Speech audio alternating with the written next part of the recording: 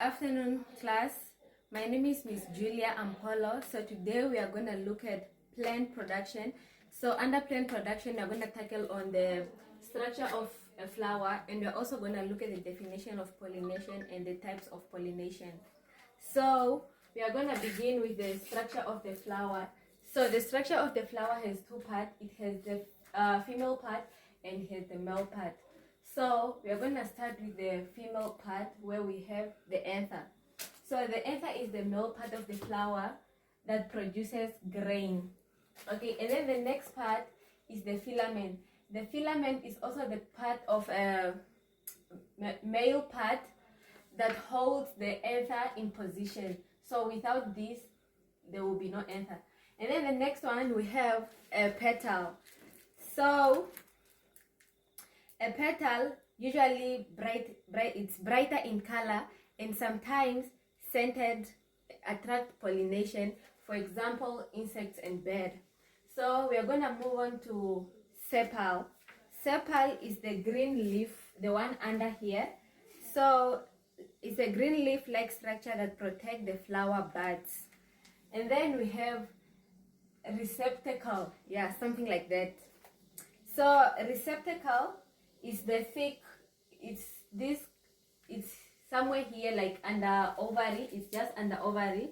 So receptacle is the thick part of the stamen of the base of the flowers. And then we have pedicel, that's the last one. Pedicel is the stalk of individual flower that hold the support of the whole flower. And then we're going to move on to the female part of the flower. So we're going to start with stigma. So stigma is the female part of the flower that receive pollen grain during pollination. So we'll continue with style. Style is the part that holds the stigma in position. Okay, so we also have ovary. Don't mind my pronunciation of words. So we have the next one is, as I was saying, and then we have the ovary. The ovary is the female part that produces the ovule. The ovule is under this ovary thing. These small parts, these are the ovules. So we are going to give the function of ovule. So ovule contains the female gamete needed for fertilization. So without the ovule, fertilization won't take place. So we are going to continue with pollination.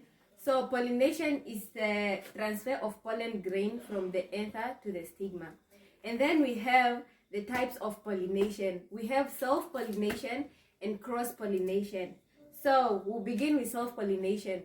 Self-pollination is when pollen grain lands on the same flower of different flower on the same plant.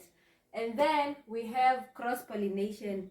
Cross-pollination is when pollen grain lands on the stigma of the flower of another plant of the same species. So we have come to the end of our class today. Thank you.